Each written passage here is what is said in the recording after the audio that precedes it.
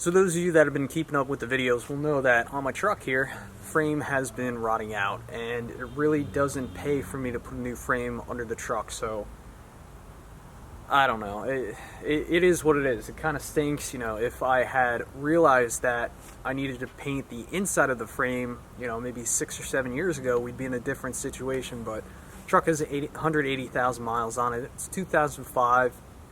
You know, the truck doesn't owe me a dime. It's paid for itself, I don't know, at least 2.5 times over with the money I made snow plowing. So this truck has served me well, but it's time for an upgrade. Alright, here's the new truck. I'd like to introduce you to Charlene. Charlene is a 2015 Chevy Silverado 1500. I got a great deal on it. Only has 20,000 miles on it, a little over 20,000 miles. I've put about 100 miles on it so far. And I've just been really happy with this truck so far. There's a number of reasons why I decided to go with this truck. First off, F-150s are great and all, but everybody's buying F-150s, and I wanted to differentiate myself a bit. I like Chevy. I really like the style of the front end. I like the capacity of this truck. I like the engine. It has the V8 5.3 liter, which the cool thing about this motor is going down the highway, you can get upwards of 22 miles per gallon. And the way it achieves that is it goes from a V8 mode and it shuts down 4 cylinders into a V4 when you don't need that extra power, which to me, I think that's a great feature, but I kind of question the longevity of it, if it's going to in turn create some type of damage to the engine. But I'm pretty sure the truck is engineered pretty well, so I'm not too concerned about that right now, but I am happy about saving gas money. So towing, it can tow a little over 9,000 pounds, which I do plan to do a bunch of upgrades to this truck. First off, you guys are probably going to be asking, am I swapping the plow on this truck? And yes, I do believe that's coming. I think I'm going to do it over the summer, so definitely stay tuned for those videos. Some of the first couple upgrades I'm going to be doing, I already installed the drive cam. I just purchased some tow mirrors from Boost Auto, which they have not come in yet, but I'll definitely do a video about that. Purchased some Caltrans seat covers. What else? I do plan to do a custom back rack, and right now I'm just in the process of designing that. Have some things drafted out, so that will definitely be a fun video, which I'm sure many of you will find very interesting. Also, sometime in the future, I would like to do a leveling kit. The front sits a little bit low. It is a 4-wheel drive truck, of course, but the front is a little bit lower than I'd like. So I'll probably do a 2-inch leveling kit. I want to put airbags in the back, and eventually I'd like to put a gooseneck hitch in the back because I really want to haul some gooseneck trailers with this. So let me show you some of the things I really like about this truck. Well, first things first, when you look at the front end of this truck, I really like the chrome and black. I just think it looks really nice. Next, I'll pop open the engine bay and show you what I really like about this engine. So check this out. If you look inside this engine bay, you'll notice that there's not a lot of plastic. Everything's pretty open and everything's very easy to get to.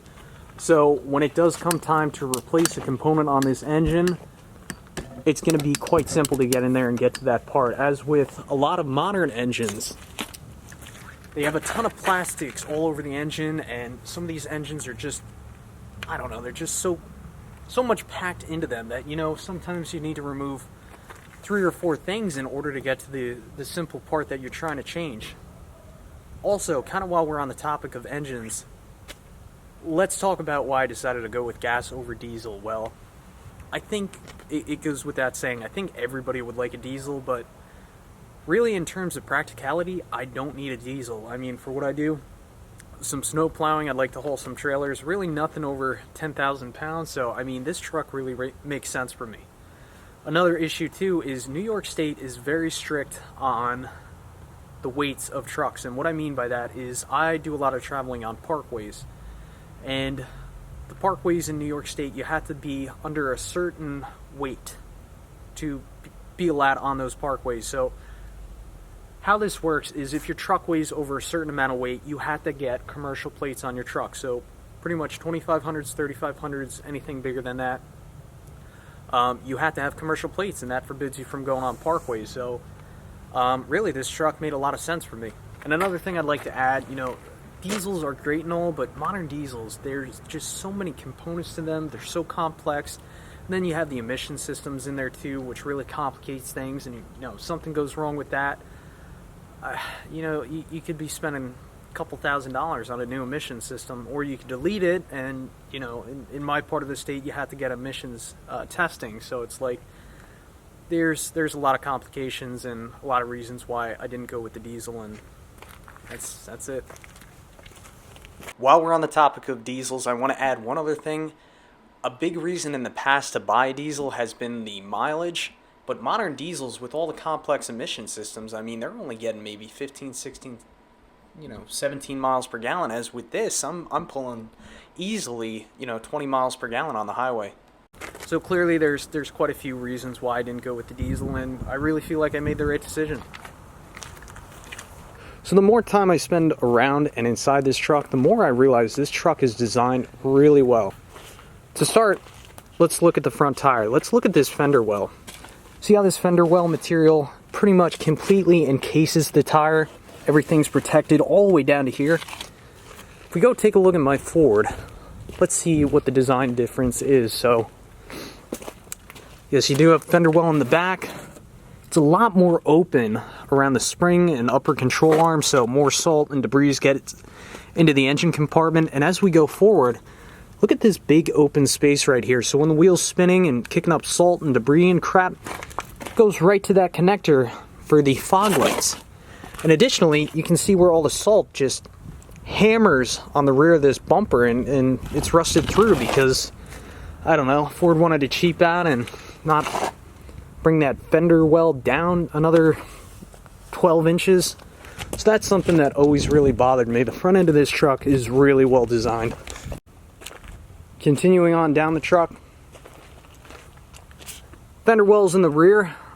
I would have liked them to cover up the holes in the frame a bit, which I really believe that's where a lot of salt entered the frame of my F-150. So I'm really going to try and think of something, perhaps a mud flap or something, to try and cover up those holes in the frame to protect that better. I wish they added a little bit more protection there. Bed-wise, this truck has a 6.5-foot bed. I have these nice rails to mount a custom back rack to, so definitely stay tuned for that. I really like these steps in the bumper. Very handy. And of course it has the soft closed tailgate. A little cold out, so it's a little bit slower, but that's a really nice feature. They really put this backup camera in the right spot, and I know this is common on a lot of trucks now, but I backed up to the trailer a couple times so far, and that just makes all the difference right there. I can land this ball directly underneath the trailer coupler the first shot every time. Really nice feature. So this truck is only an LT, but going from basically a bare bones work truck F-150 to this LT is like night and day. On that truck, I have manual locks, manual windows, only 2-door. I could really only comfortably fit 2 adults, but with this thing, I have the crew cab now, which that's like luxury for me. Now I'm just going to yabber on about some of the features inside the cab here, which are really luxurious to me, to be honest, compared to what I'm used to. But automatic headlights, you can adjust the brightness on the dash, built-in hands-free Bluetooth. These buttons control the in-dash computer screen. You have cruise control set right there, which I've never had cruise control built in, or well, in the F-150 never had cruise control. Behind the steering wheel, there's buttons on either side like this. One of them you can, if you're going through a music playlist, you can change the song, go back, and the other one adjust the volume. You can manually shift this truck, which that's nice, has these manual shift buttons. This is for towing a trailer. Nice 8-inch screen, which that's really nice when I'm backing up. And in this screen you can customize and control a lot of features. Some of them are, say when I'm locking the truck, especially at night, I can control if the headlights stay on and how long they stay on for, just give you enough time to walk in your house before they shut off. You can also control when this truck automatically starts. It does have a remote start feature. You can control, if you want the heat to come on automatically. So there's a lot of nice little features like that. I like this switch right here. This is for the rear bed light, which is not built into the bed rails. The bed light actually just comes from the third brake light up there, but still, that's a nice feature, especially for at night. Traction control and just a little bit more storage. right there. In the back, 60-40 split bench seat. This is really nice that these seats just kind of fold up and I can throw groceries or whatever I want back here. There's nothing worse than going grocery shopping in a regular cab truck and trying to squeeze all the groceries up front. Never worked out too well, so really this is a bit of luxury for me. And on top of that, I really wanted to get leather seats, but the deal on this truck was just too good to pass up. But the best feature about these seats are they're actually heated. They're not cooled, but I do have heated cloth seats, which I've never heard of that before this truck. I'm sure they've been out there, but really nice feature. Definitely nice to have in the winter. So I'm really happy with this truck so far, and I've just worked so hard to be able to buy something like this. You know, it really means a lot to me. I get a little bit emotional over it, but although it's an LT, you know, this really is like a luxury truck for me because of all the features it has packed in there. So all I can say is work hard, dream big, and enjoy life. So until next time, hopefully it snows in the meantime, but I'm definitely going to have some upgrade videos coming up. So thanks for watching.